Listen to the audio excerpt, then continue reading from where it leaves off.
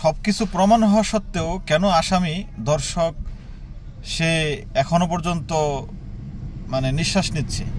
বিষয়টা তো হওয়া দরকার ছিল, যখনই এটা প্রমাণ হয়েছে, তাকে ধরা হয়েছে, সাথে সাথে তাকে সরিয়ে এনে তাকে অর্ধেক পর্যন্ত মাটির নিচে দিয়া পাথর নিক্ষেপ করে মারা দরকার। এটা যদি না হইতো তারপরেও তার দেহ থেকে গর্দান আলাদা করতো, না হইলে প্রকাশ্যে ফাঁসি দিত। এরকম প্রকাশ্যে যদি কয়েকটা ধর্ষণের বিচার হইতো, তো বাংলাদেশের ধর্ষণের যেই দর্শন প্রবণতারা এটা কমে আসতো, এই অপরাধটা আর মানে ধীরে ধীরে উঠে যেত সমাজ থেকে।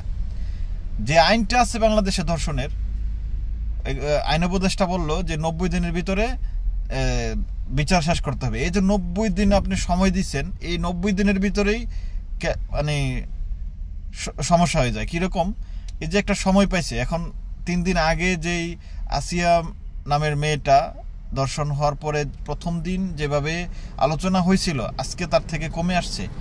মানুষে আলোচনা করতে করতে এখন আর এটা আলোচনার মুখে, মানুষের মুখে আর এটা নাই। এটা কি হয়, এখন থেকে না 15 দিন পরে আবার আরো ভুলে যাবে মানুষের। বাংলাদেশে একটার পর একটা ইস্যু আসতে থাকে, এটা তাদের মাথা থেকে সরে যাবে। তারপরে কি হয়, এই যে 90 দিনের এই যে একটা সময় পায়, অবকাশ পায়, সেখানে ভিকটিমকে ভয়ভীতি দেখাইয়া অথবা টাকা পয়সা দিয়া তাকে ম্যানেজ করা হয়, এনিহাও তাকে ম্যানেজ করা হয়।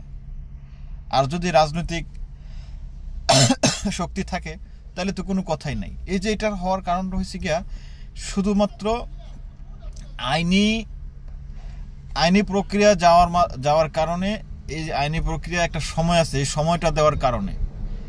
তো এই সময়টা না দিয়া, যেহেতু সব প্রমাণিত, এখানে তাকে জনসম্মুখে আইনা মানে তার মৃত্যুদণ্ড কার্যকর করা হোক। এটা হইলে মানে কালকে যেই নোংরা ছেলেটা, যে জানোয়ারটা কালকে চিন্তা করবে একটা মেয়ে দেখলে যে এ ধরনের লালসা প্রকাশ পাবে, যখন তার মননে ওই জিনিসটা প্রকাশ পাবে যে না, এটা সাথে সাথে মৃত্যু কার্যকর করা হয়, তার জানের ভয় থাকবে। তাহলে এটা কি হয়, অপরাধটা কমে আসে। বর্তমান যেভাবে চলতেছে এইভাবে অপরাধীরা, আমি মানে যতটা ধর্ষণের ব্যাপার দেখছি, অপরাধীরা গ্রেপ্তার হয়, দর্শক গ্রেপ্তার হয়, সব কিছু হয়, কিন্তু পরবর্তীতে আর কি হয়, নিজেরও খোঁজখবর থাকে না, মানে কারো কোনো খোঁজখবর থাকে না। এর কারণে বাংলাদেশে যে কোনো অপরাধ করে পার পাইয়া যায়। তো সর্বোপরি বিষয় চিন্তা করলে বাংলাদেশের অনেকেই এটাকে সরকারকে দোষারোপ করতেছে। ঠিক আছে, এটা সরকারের ব্যর্থতা রয়েছে, কিন্তু শুধু সরকারকে ব্যর্থতা, এটার দায় সরকারকে দিলেই হবে না। কারণ হয়েছে গিয়া, এখানে এমন না যে দর্শক ঘুরে বেড়াইতেছে, দর্শককে গ্রেপ্তার করা হয়েছে। এখন ওইভাবে সরকারও আইনি প্রক্রিয়ার মাধ্যমে তাদেরকে ফাঁসি বা শাস্তি দিবে।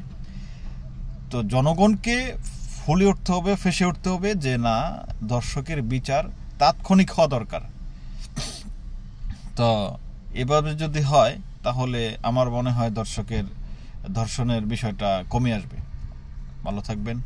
আসসালামু আলাইকুম ওয়া রাহমাতুল্লাহ।